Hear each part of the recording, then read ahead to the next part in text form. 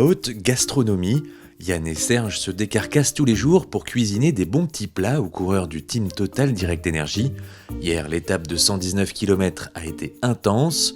Pour bien récupérer, les coureurs ont besoin de bien se restaurer. Effectivement, nous on confectionne un repas complet entre le petit déjeuner copieux, on confectionne des emballés qu'ils consomment pendant la course, ensuite une collation en retour de course et un dîner qui représente un nombre de calories important dans l'ensemble de la journée, sur une journée alimentaire. Vous avez comment tes légumes, Serge? Ils sont bons. Oui, on associe effectivement le produit nécessaire à l'effort physique, en tout cas qui permet de faire un effort physique, mais également avec la notion plaisir, en associant des produits tels que les fruits rouges dans les desserts, qui apportent déjà un visuel attractif et qui donne envie de le manger. On travaille beaucoup la patate douce qui donne un effet sucré sans rajouter du sucre, avec une présentation particulière, oui tout à fait. La qualité et le plaisir est donc au cœur de la nutrition, et ce n'est pas Pierre qui a découvert le camion restaurant cette semaine qui vous dira le contraire. C'est vraiment top parce que du coup t'es vraiment tout le temps dans le même lieu et tout, donc tu prends tes habitudes et t'es pas dérangé par des choses extérieures un petit peu, et puis même au niveau nourriture on mange vraiment bien, donc ça c'est top, surtout sur une course à étapes, quoi. Bien repus, les coureurs ont rendez-vous demain pour la dernière étape.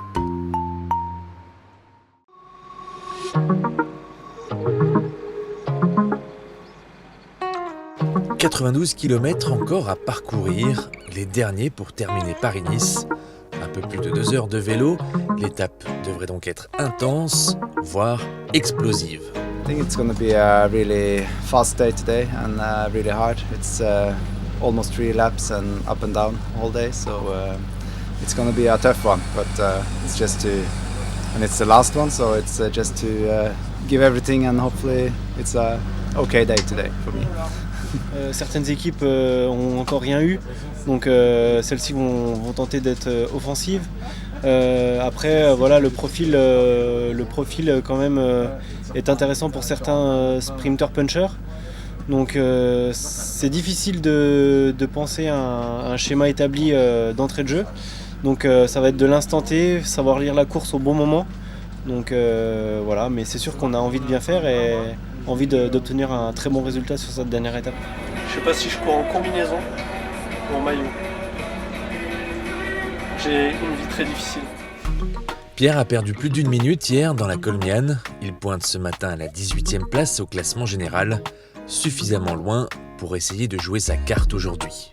Ouais, si les jambes sont bonnes, essayer de partir, parce que du coup je suis plus dangereux au général, donc j'aurai plus de chances d'arriver à sortir.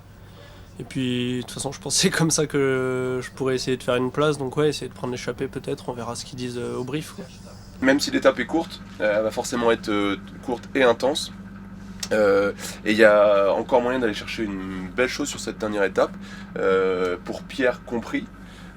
C'est-à-dire que tu déconnais hier à faire le kilomètre zéro, t'inquiète pas, il n'y aura pas besoin, il va y en avoir des soldats pour faire le kilomètre zéro.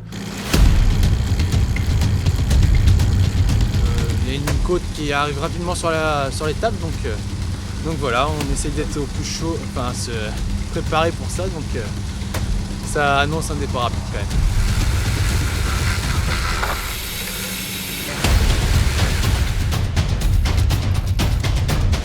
Comme prévu, l'étape est très intense. Ils sont 8 hommes à prendre un avantage d'une poignée de minutes. Au fil des kilomètres, le peloton regagne du terrain pour semer Primož Roglič. Les échappés sont rattrapés et c'est Magnus Cort Nielsen qui s'impose. Pierre termine 3e, une très belle performance.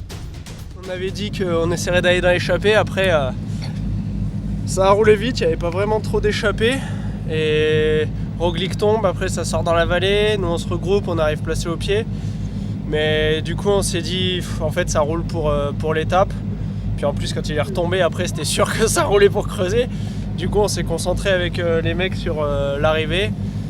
Ils m'ont posé au pied bien placé. Dans la vallée aussi, Anto m'a bouché la cassure en bas à la relance parce que j'ai fait la cassure. Et du coup nickel, et puis essayer de bien terminer la semaine, mais on en a manqué un peu, quoi. Le Team Total Direct Energy est encore en course ces 2 prochains jours en Italie sur Tirreno Adriatico, puis en Belgique jeudi et vendredi, sans oublier le week-end prochain, le premier monument de la saison, Milan-San Remo.